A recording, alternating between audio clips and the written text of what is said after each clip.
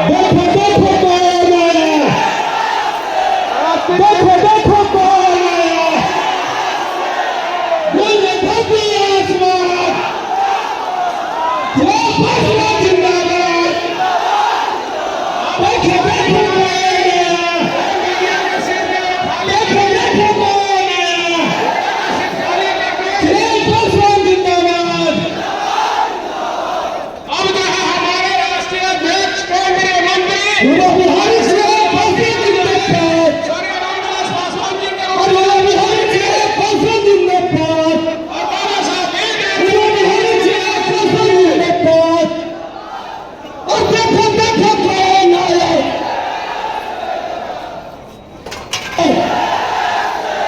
देखो देखो कौन आया, और बोलो बिहारी से फैसला जिंदाबाद जिंदाबाद। जोरदार ताली से स्वागत करेंगे। जोरदार ताली से किरानी चाहिए साथियों, जोरदार ताली से किरानी चाहिए। उन्होंने हमें चिराग प्रसाद के लिए तालियां रुकनी नहीं चाहिए, जोरदार तालियां रुकनी नहीं चाहिए। उन्होंने हमें चिराग प्रसाद के लिए इसी तरह से जोश और उमंग अपने सिर में अपने जज्बात में रखे और जोरदार तालियों से स्वागत करें हमारे यहाँ के हमें चिराग प्रसाद जी के लिए। स्टेज खाली कर दे, स्टेज कृपा करके खाली कर दे। अनुशासन में रहे, वो बिहारी चिराग प्रसाद जिंदाबाद। स्टेज को खाली कर दे। सभी आवाज से स्वागत करेंगे सीएसटी के तरफ से माननीय राष्ट्रीय अध्यक्ष केंद्रीय मंत्री श्री चिराग पासवान जी को हमारा तालियां रुकनी नहीं चाहिए साथियों, हमारे वो बिहारी चिराग भैया के लिए तालियां जोरदार बजती रहनी चाहिए, तालियां जोरदार बजती रहनी चाहिए, तालियां रुकनी नहीं चाहिए। और यार इस तरह से जोरदार तालियों से स्वागत करें हमारे राष्ट्रीय अध्यक्ष चिराग पासवान जी के लिए। तालियां बिल्कुल रुकनी नहीं चाहिए, आगे से खाली कर। से जुड़ी हुई थी, सामाजिक अवसरों से जुड़ी हुई थी, ताकि समाज में हमें एक बराबर के अवसर मिले, एक बराबर के अधिकार मिले, एक जैसा सम्मान मिले। अफसोस डॉक्टर बाबा साहेब भीमराव अम्बेडकर जी ने दशकों तक इस लड़ाई को लड़ने का काम किया, संवैधानिक अधिकार हम लोग को दिलाने का काम किया, पर फिर भी उनके रहते हुए हम लोग इस लड़ाई को संजाम तक लेकर नहीं जा पाए। कई पीढ़ियों ने संघर्ष किया। मेरे खुद के नेता, मेरे पिता आदरणीय रामविलास पासवान जी ने संघर्ष करने का काम किया, ताकि वो हमारे समाज के लोगों को उस सामाजिक न्याय की लड़ाई में बराबरी और समानता का अधिकार दिला सके। अफसोस मेरे नेता ने पूरा जीवन इसके लिए समर्पित किया, पर आज भी कई ऐसे उदाहरण हम लोग को देखने को मिलते हैं जहां पर सिर्फ और सिर्फ हम लोगों की जाति के आधार पर हम लोगों के साथ भेदभाव किया जाता है, हम लोगों को आगे बढ़ने से रोका जाता है, हम लोगों को जो मौके जो अवसर मिलने चाहिए, जो हमारा हक हमारा अधिकार है, उससे हम लोग को वंचित रखा जाता है। और गाहे बगाहे कई ऐसे षड्यंत्र रचे जाते हैं कि किस तरीके से हम लोग के अधिकारों पर डाका डालकर दूसरे लोगों को हमारे अधिकार दीजिएगा। ये प्रथा आज भी कायम है। ऐसे में अब ये जिम्मेदारी हम लोगों की पीढ़ी पर है कि कम से कम अपने आने वाले भविष्य के हमारी अगली पीढ़ी को इस तरीके के संघर्ष, भेदभाव, अत्याचार से ना गुजरना पड़े। उसके लिए आज हम लोगों को कड़े कदम उठाने की जरूरत है, कड़े फैसले लेने की जरूरत है, और सबसे ज्यादा जरूरत है तो सामाजिक एकता की। आज सबसे ज्यादा प्रहार हमारी एकता पे किया जा रहा है।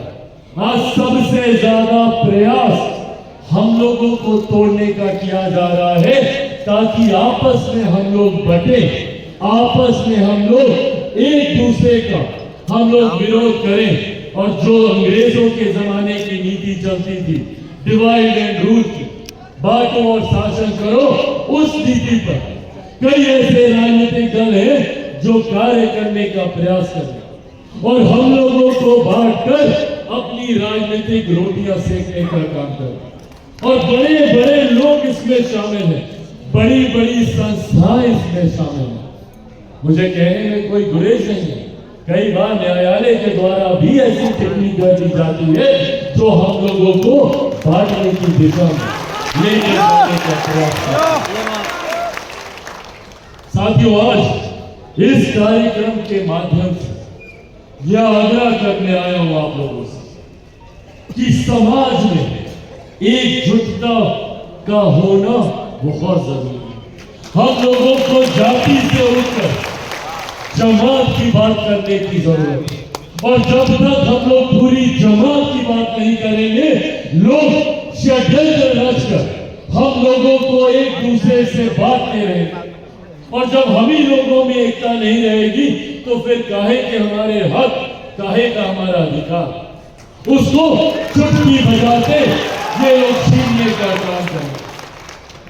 मेरे नेता, मेरे पिता आदरणीय रामविलास पासवान जी जब तक जीवित अपनी अंतिम सांस तक उन्होंने समाज की लड़ाई लड़ने का काम किया। उन्होंने किसी जाति की लड़ाई लड़ने का काम नहीं किया, पूरी जमात को उन्होंने एक साथ लेकर आगे बढ़ने का उन्होंने काम किया।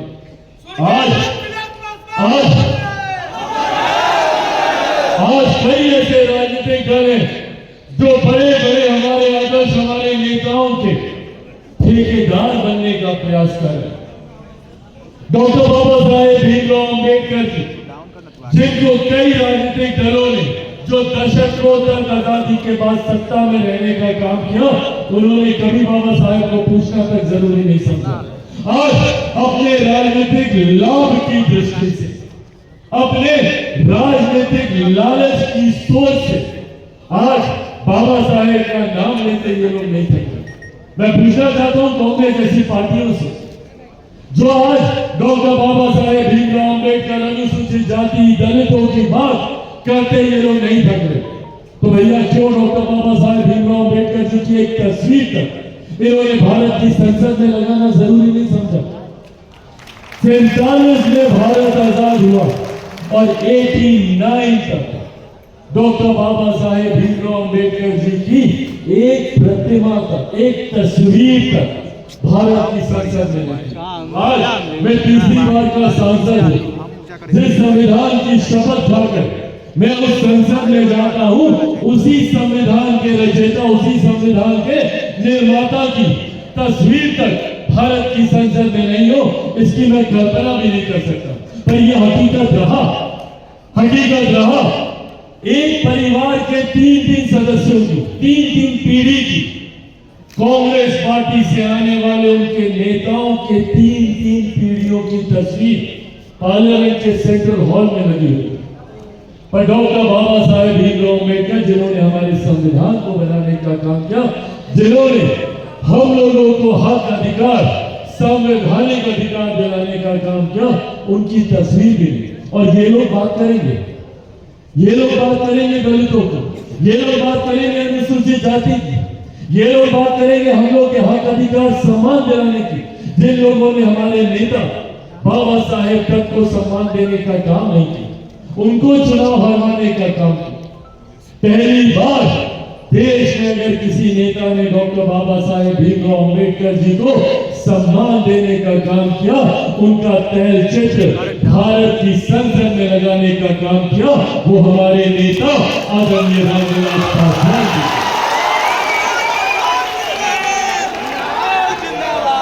वीपी सिंह जी की वो सरकार 89 में, वीपी सिंह जी की वो सरकार जिसमें पहली बार मेरे पिता आदरणीय रामविलास पासवान जी केंद्र सरकार में मंत्री बने। श्रम एवं कल्याण विभाग की उनको जिम्मेदारी सौंपी गई और उस वक्त का ये विभाग बहुत बड़ा विभाग होता था। आज इस विभाग को 6-7 छोटे-छोटे विभागों में बांट दिया गया। सोशल वेलफेयर मिनिस्ट्री को आज की तारीख में उसमें से बाल महिला ये सब अलग कर दिया गया। उस वक्त ये तमाम मंत्रालय 6-7 मिनिस्ट्रियां मिलकर एक बड़ा मंत्रालय होगा। उस वक्त पहली बार हमारे नेता आदरणीय रामविलास पासवान जी की ये देन है कि उन्होंने भारत के सेंट्रल हॉल में और जब उन्होंने इस प्रस्ताव को सामने रखा तो इन्हीं लोगों ने, ये विपक्ष में जो लोग आज बैठे हैं, इन लोगों ने इस बात को कहा कि भैया यहाँ पे जगह नहीं है। उस वक्त हमारे नेता आदरणीय रामविलास पासवान जी ने कांग्रेस के नेताओं को मुंह तोड़ जवाब देते हुए कहा था कि जगह दिल में होनी चाहिए, अगर दिल में जगह है तो दीवार और आज भारत की संसद में सेंट्रल हॉल के अंदर सबसे ज्यादा प्रमुख बाबा साहेब की वो तस्वीर है। ये जानकारी आप लोग के साथ सिर्फ इस देश से साझा कर रहा हूं ताकि हम लोगों को ये पता होना चाहिए कि कौन सही मायनों में हमारे हकों के लिए, हमारे अधिकारों के लिए और सबसे ज्यादा महत्वपूर्ण हमारे समाज को सम्मान दिलाने के लिए किसने लड़ाई लड़ी और कौन आके यहाँ पे घड़ियाली आंसू बहाने का काम कर रहा है, झूठी बातें करने का काम कर रहा है। आज हम लोग गर्व से बोलते हैं भारत रत्न डॉक्टर बाबा साहेब भीमराव अम्बेडकर, बाबा साहब को भारत रत्न दिलवाने का काम हमारे नेता आदरणीय रामविलास पासवान जी ने किया। 14 अप्रैल को बाबा साहेब की हम लोग जयंती मनाने का काम करते हैं। उनके जयंती दिवस पर छुट्टी की घोषणा करवाने का काम हमारे नेता आदरणीय रामविलास पासवान जी ने किया। साथियों, आज बहुत आसान है, कई ऐसे राजनीतिक दलों के बात पर आकर बाबा साहेब की जयंती मनाना, बाबा साहेब का नाम लेना, उनके नाम पर हम लोगों को अपने साथ जोड़ने का काम करना, जबकि हकीकत है कि एक लंबे समय तक बाबा साहेब को आजादी के बाद की सरकारों ने पूछना तक जरूरी नहीं समझा। आज हमारे नेता की वजह से न सिर्फ बाबा साहेब को सम्मान देने का काम किया, बल्कि उनके जितने तीर्थस्थल, ऐसी जगहें जहां पे बाबा साहब का जन्म हुआ हो, मऊ हो या लंदन तक, जहां पर जाकर उन्होंने तालीम शिक्षा हासिल करने का काम किया, इन तमाम स्थानों को चिन्हित कर उसको राष्ट्रीय स्मारक का दर्जा दिलवाकर उनको विकसित करवाने का काम हमारे नेता आदरणीय रामविलास पासवान जी ने किया। साथियों, आज ये जानकारी आप लोगों के साथ साझा करके आप लोगों को ये विश्वास दिलाना चाहता हूं कि मेरे नेता, मेरे पिता ने पूरा जीवन समर्पित किया ताकि हम लोगों की आने वाली पीढ़ी को उस भेदभाव से गुजरना ना पड़े जिस भेदभाव का शिकार मेरे पिताजी की पीढ़ी के लोग, मेरी पीढ़ी के लोग हुए हैं, आप लोगों की पीढ़ी के लोग हुए। आने वाली पीढ़ी कम से कम सर उठाकर, आंख से आंख मिलाकर आगे बढ़ने का काम कर सके, ऐसी व्यवस्था का निर्माण हम लोगों को करके जाना है, जिसमें महत्वपूर्ण योगदान हमारे पूर्वज कर चुके हैं। आज वो कम से कम हम लोगों को एक ऐसे स्थान, एक ऐसे मंच तक उन्होंने हम लोग को लाकर खड़ा किया जहां पर हम लोग अपनी आवाज को बुलंद कर सकते। नहीं तो याद कीजिए, समय का एक आंकड़ा उनकी सोच को क्यों आगे बढ़ाने का काम कर रहे हैं और वो मानसिकता वाले लोग चिराग पासवान को समाप्त करने का प्रयास करते हैं, चिराग पासवान को तोड़ने का प्रयास करते हैं। पर आज पूरा आप लोग के सामने इस बात को कहूंगा कि जो लोग सोचते हैं कि इन बातों से चिराग पासवान टूट जाएगा, घबरा जाएगा, वो लोग भूल जाते हैं कि चिराग पासवान शेर का बेटा है, रामविलास पासवान का बेटा है।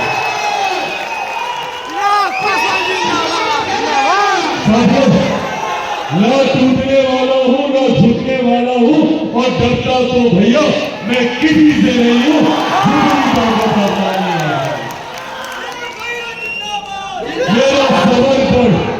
मेरा समर्पण समाज के उस वर्ग के प्रति है जो आजादी के 75 साल के बाद भी मुख्य धारा के साथ नहीं जुड़ पाया। मेरा समर्पण समाज के हर उस व्यक्ति के प्रति है जो आज भी पलायन का शिकार होता है, दूसरे देश, दूसरे प्रदेश जाता है शिक्षा के लिए, रोजगार के लिए, व्यवसाय के मेरा समर्पण आज भी हर उस महिला और उस बुजुर्ग के प्रति है जो स्वास्थ्य सेवाओं के लिए दूसरे राज्य जाते हैं, हर उस महिला के प्रति है जिसका शोषण, जिसके साथ दुष्कर्म सिर्फ इस सोच के साथ किया जाता है कि वो फलाना जाति से आती है। और जब तक इस व्यवस्था को पूरी तरीके से नहीं बदल दूंगा तब तक मैं भी चैन की सांस नहीं लूंगा। ये वादा आप लोगों से करके जाए। पर ऐसे में साथियों जरूरत है मुझे आप सबके साथ और आप सबके माध्यम से समाज के हर व्यक्ति के साथ ही जिन्होंने मेरे पिता पर विश्वास किया। मैं चाहता हूं कि जो लोग झूठ बोलने का काम करते हैं उस झूठ को हम लोग पर्दाफाश करें। साथियों, चुनाव आते हैं, बड़ी बड़ी झूठी बातें विपक्ष के द्वारा की जाती है। चुनाव के वक्त क्या क्या कहा गया था? आरक्षण को समाप्त कर दिया जाएगा, संविधान की हत्या कर दी जाएगी। मेरे नेता ने भी इस बात को कहा था, मैं पूरा दोहराता हूं। मेरे पिता भी किसी भी गठबंधन का हिस्सा रहे हो, उनकी एक भूमिका तय थी और उसी भूमिका में आज चिराग पासवान भी है। मैं किसी भी गठबंधन में रहूं, मैं किसी भी गठबंधन में रहूं, आप लोगों के पहरेदार की भूमिका में मैं उस गठबंधन में। और जब तक चिराग पासवान उस गठबंधन में है, आप लोगों को अपने हक अधिकारों की चिंता के लिए सोचने की जरूरत नहीं है। ये वादा आप लोगों से करना चाहता हूं। और जिस दिन चिराग पासवान को लगेगा कि गठबंधन में मेरे लोगों के साथ अन्याय हो रहा है या गठबंधन में हम लोगों की बातों को सुना नहीं जा रहा, तो मेरे पिता ने भी एक मिनट नहीं सोचा था मंत्री पद को लात मारने से पहले अगर मुझे भी लगेगा तो किसी और को नहीं लगेगा।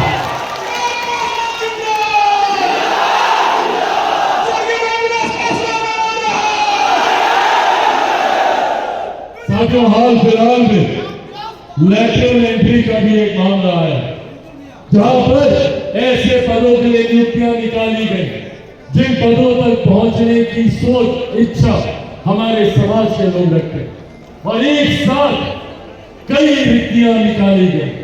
उस वक्त भी आप लोगों का पहरेदार होने के नाते चिराग पासवान दमके की चोट पर अपनी ही सरकार के सामने न सिर्फ खड़ा होने का काम किया बल्कि प्रधानमंत्री जी से आप लोगों की समस्या पर चर्चा भी करने का काम किया।